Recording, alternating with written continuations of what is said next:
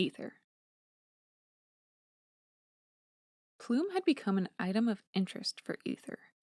She treated him the way normal people treated other normal people, and he loved her audacity. Of course, he only tolerated her behavior because she was both beautiful and powerful. Otherwise, he'd have had her fired. To impress her, he improved his mannerisms, his dress, his hygiene, and his prayers. Succeeding in summoning a real blessing from an archangel would be the ultimate impression, but he didn't know if he could.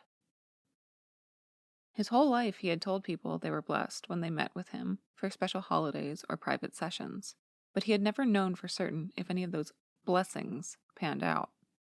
Just as he never knew if the curses he placed on prisoners materialized either. He assumed they did. The same prisoners never returned to him twice.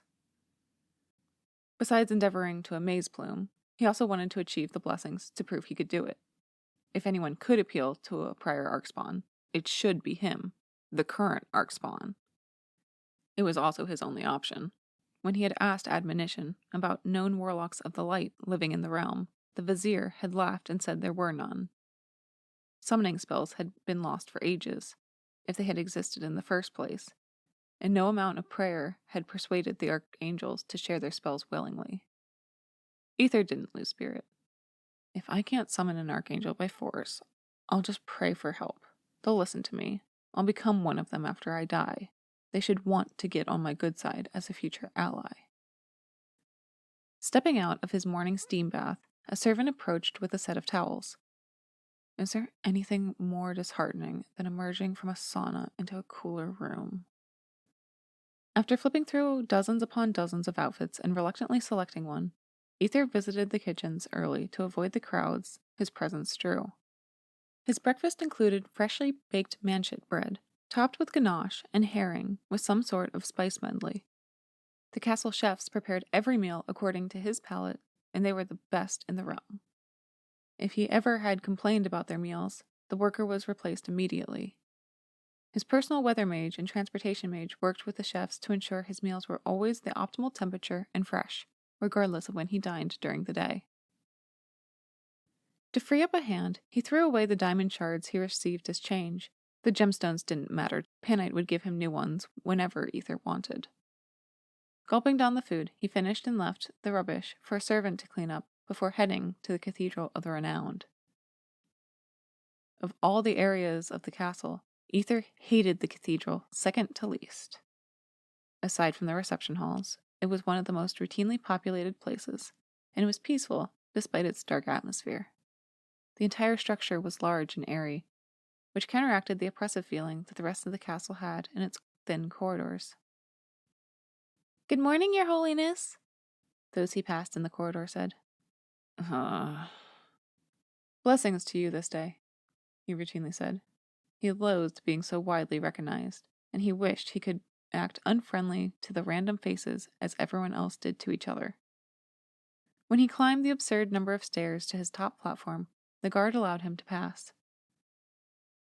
"Ether, you should plan your speech for the Festival of the Wyvern," High Priest Conviction had told him once the gate had closed. Conviction's ceremonial embroidered white thobe draped around his desk chair. The desk sat safely away from the edge of the platform, against the cathedral's wall. Conviction had been drafting a sermon for his weekly service. "I know the routine." Ether didn't want to think about that now, and he had other tasks he wanted to accomplish. He perched precariously at the edge of the platform, overlooking the sleek slab of wall behind him. It was tradition to sit there, metaphorically overseeing the masses. Simultaneously, it grounded his sense of mortality, for there was no barrier between him and the tumble to the cathedral's ground level, more than a dozen flights below. Conviction led him through their morning meditation exercises.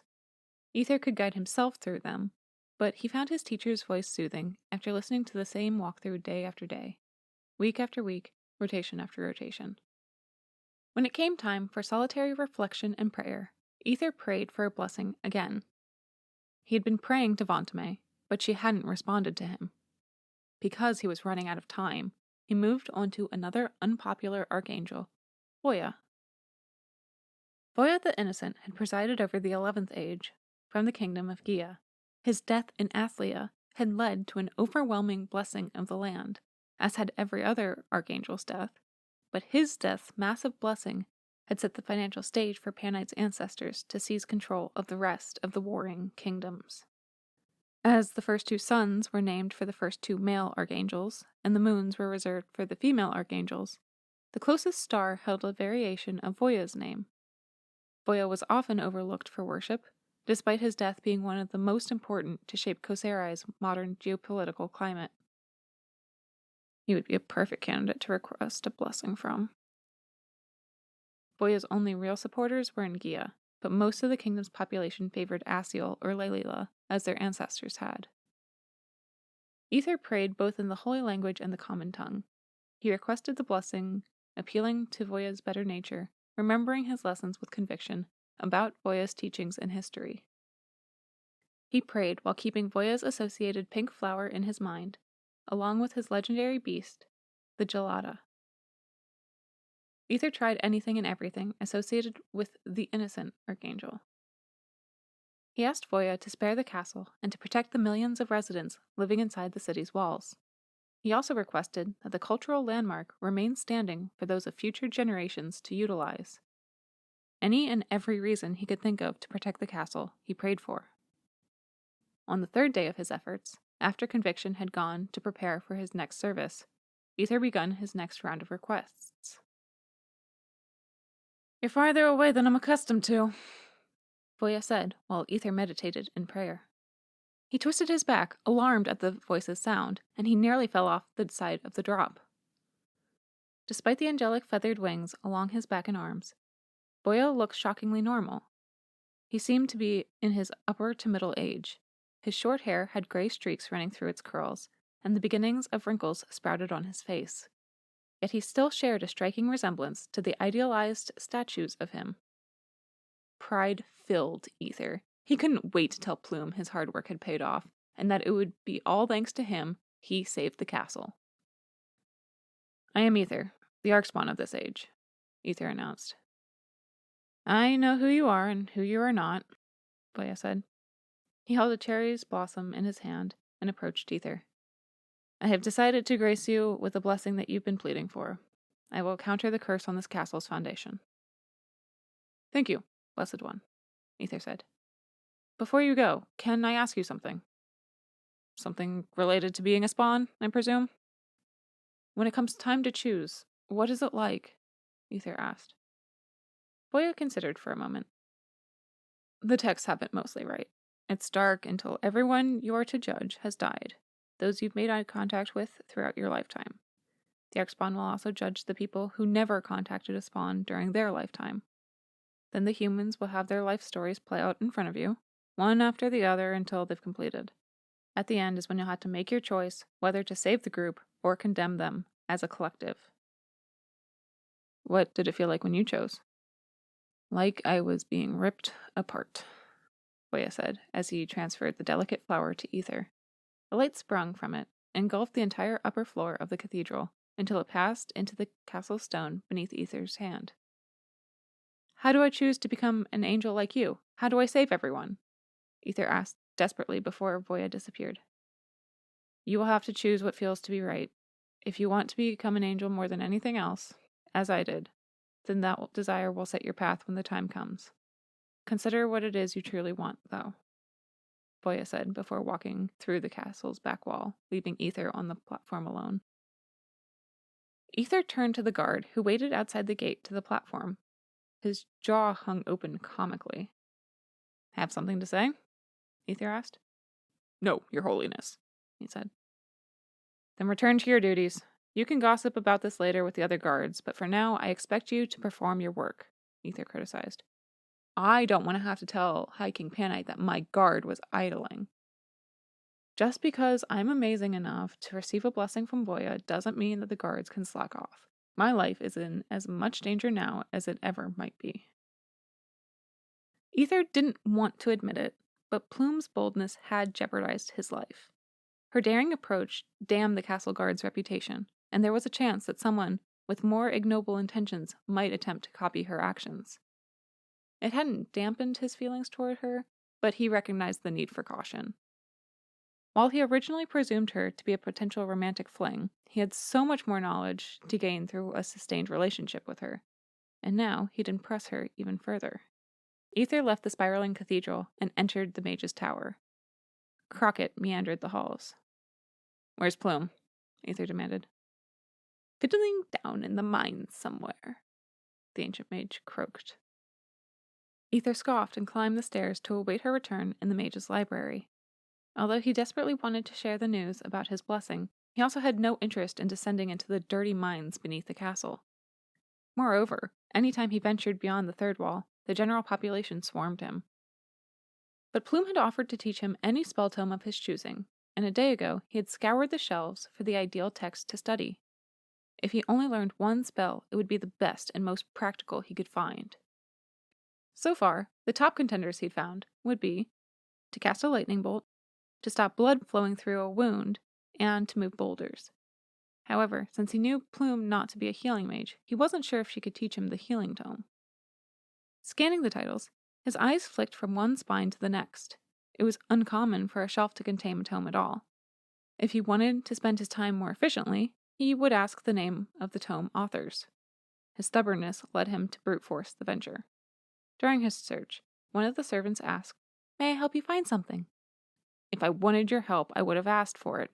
Now, I've lost my place on the shelf. Don't bother me with your dribble any further." The servant scurried away, and Ether regained his peace. After he examined several more cases of books, he found the one he knew he wanted to learn. It was a defensive tome that created a protective barrier around one's mind to prevent falling victim to illusions. The parchment pages were falling apart from the leather cover, and the book had a thick layer of dust on it. The author was Zosa of the Third Age. Ether gaped at the treasure. It was easily 5,000 rotations old. Few tomes from that time still existed. Immediately after Rataz's birth as an archdemon, the curses he had unleashed on Monrighty had destroyed the ancient wizard school and most of the learnings of the spell tomes at the end of the Fifth Age. Since then, much of that knowledge had supposedly yet to be rediscovered. Ether plucked the book from the shelf and dusted the cover. He browsed through the pages. More than once, the binding creaked in protest. But he was confident he could learn it. At least, he could read it. Looking over the words of the holy language, he noted that the phrase he'd have to learn was Dandayath Jaguri Vagowo, which roughly translated to protect precious mind against illusion. It seems easy enough. Why is there an entire book to accompany the spell's words? He said the phrase aloud, but nothing changed. I need a tome that produces a visible reaction. Ether relocated the lightning bolt tome, and when he reached its holy phrase, nothing came forth. He glowered, furious that the magic would not come easily, and tossed the lightning tome to the floor. Worthless. He browsed the pages of the Mind Barrier spellbook. The chapters focused on the pronunciation of the words, limitations of the spell, and how the magic worked from a biophysiological perspective, which was beyond his scientific knowledge, and a stretch for his understanding of the holy language. Still, if Plume taught him, he would prefer tackling advanced biology than the lightning tome's plasma physics. While he waited, a servant he once fucked greeted, "Do you require any supplies, your holiness?" "No, move along. Do not approach me again, else I will complain to High King Panite about your inconsiderate conduct." The maid hurried away on the verge of tears. I can't have Plume see me engaging with servants, female or otherwise. I don't want her thinking I'm interested in one of them if she's interested in me. I certainly don't want her to assume I'd keep their company willingly either. It was serendipitous he had shooed the whore away, because Plume entered the library shortly after. By Plume's rancid smell, she had just finished her day of work. "Did you do it? The deterioration halted." She answered her own stupid rhetorical question. "I did. Voya answered my prayer." "Thank you! It will take some time to repair the damage, but now the castle won't collapse. When I'm done with it, it will stand for another 2 ages. "I'm happy to hear it." He flashed a smile. "I couldn't care less if it collapsed the moment I died." Plume nodded and looked to the tomes laid out on the table. While she flipped through them, Ether studied her. Her thick hair had been messily tied atop her head, and she wore the same peasant tunic without hiding it under a proper set of mage's robes. I can't believe she didn't change into something more suitable to meet with me. Do you have a preference on which to start with? No one uses such a casual tone. Damn, her nerve was appealing. He leaned closer, as if seducing her with a secret. I want to ward my mind against delusions. She didn't react as he hoped. She remained as aloof as the high priest during a sermon. Illusionary magic hasn't been used widely since the Sixth Age. There aren't any practical applications for it, aside from illumination spells. A defensive spell like this would only prevent you from seeing in an artificially lit room. Seems like more of a hindrance. As the Archspawn, I aim to see the world without distortion. Even if it's symbolic, I like the idea. Being free from illusion will help my final judgment. Her intense eyes held his where anyone else would shift their gaze. I can help you with it. I'm not a defensive mage, but I had to learn the science behind the magic when I was in the mage's college. She turned another few delicate pages over, raising a brow at the diagrams. Are you sure? She scoured through paragraphs. I assumed the tome would defend the user's mind with barriers, but it targets the brain instead. The brain is an incredibly complex organ. I don't know of any tomes in existence that contain information related to it. She flipped the book over to the cover. The Third Age! We can try to tackle it together, but I'll probably have to seek a healing mage's assistance. Master Gentian is usually occupied, but Master Yarrow might be available. If you do ask him, be sure to stroke his ego. That's the only way he's willing to help anyone. The creepy fuck. I'll ask him, but I don't know if I can comprehend it. I would like to try, Ether said more forcefully than he intended. We'll get started then.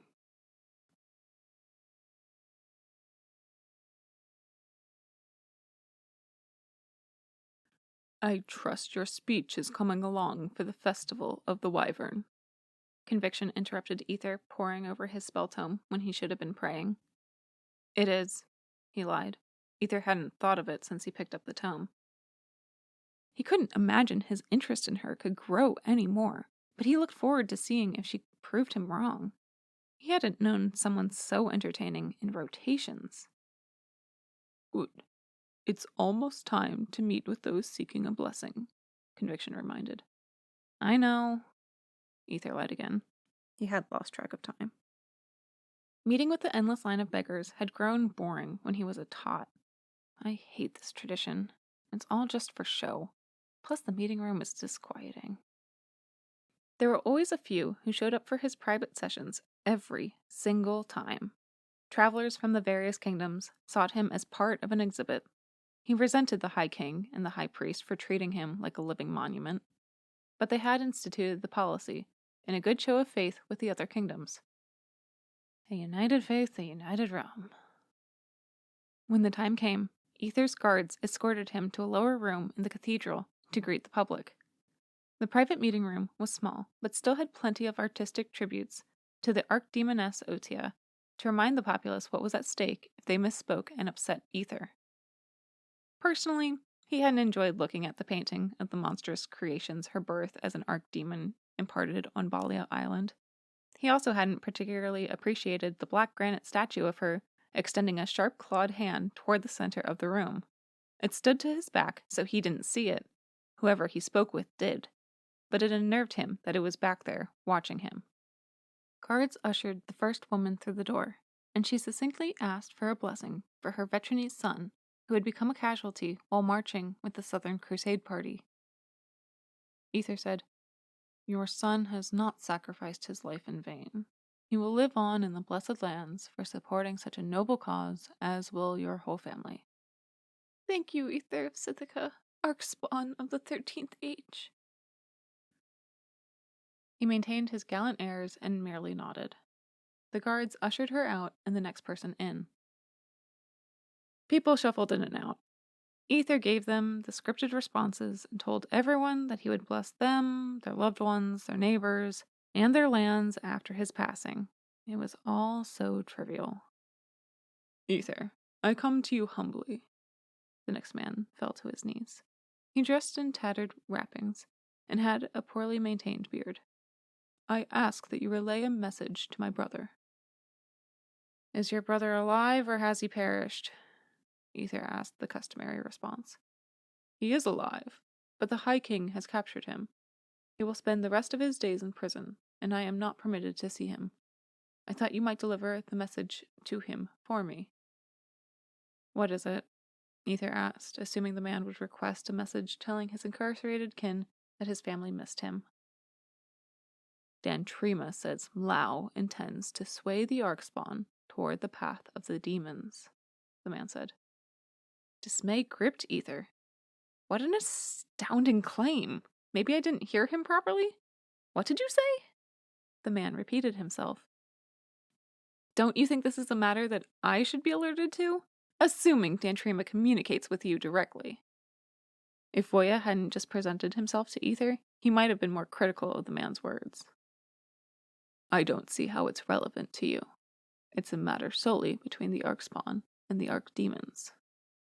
Ether was taken aback at such an accusation, not only because of its audacity, but also because of its reoccurrence. And who is this brother of yours? Piety. He is my brother in faith, the man said. The name registered, and Ether remembered when the fallen priest looked into his eyes to guarantee his eventual judgment. You confess to being a heretic too, then. I have the mark to prove it. The demon worshipper removed his shirt to reveal a tight-knit tangle of geometric shapes and sharp lines the size of a small dessert plate on his back, which Ether presumed to be the mark of Dantrima. From his readings, Ether knew the marks of the Warlocks of the Light were similar in design, but etched in white. This mark was black. He's either truly a Warlock of the Darkness or a knowledgeable fraud. 2 of the guards apprehended the man without a struggle. I guess I'll deliver the message myself, then. Ether ensured he'd received the opportunity to judge the man's soul by locking onto his eyes. They were teal.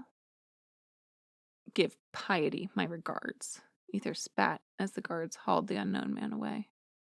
Another guard told Conviction what had occurred, and Conviction terminated Ether's sessions with the public early. Ether couldn't believe another heretic had sprung up, having the nerve to tell him he wasn't the Archspawn. More than likely, the 2 men had a small coven of heathens to spread their absurd theories amongst themselves, convincing each other within their evil echo chamber. Still, the proclamation flustered Ether, and this time it was delivered in a more public setting. A half-dozen guards heard the claim. The rumor will probably reach the High King by first sunset. If it leaks further, the sensational nature of the comment will spread. Peasants will whisper about it in the fringes of the kingdom by the end of the following day. Ether took a deep breath to wipe away such petty minor concerns. Unfortunately, it left room for his mind to speculate over the grander issue. Could it be possible I'm not the Archspawn?